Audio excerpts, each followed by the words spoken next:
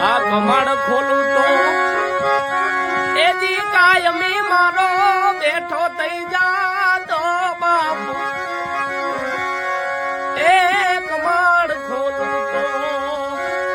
એજી કાયમી મારો બેઠો થઈ જાતો બાપુ એ બેટા મોઢે કેમ છો જાખો એવું એની બોલતી આખો બેટા મોઢે કેમ જો જાખો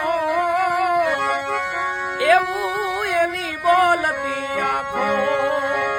આજ ઘરમાં જેને એજી બાપ બેઠો જાણે એ જ અમરત નું જાણ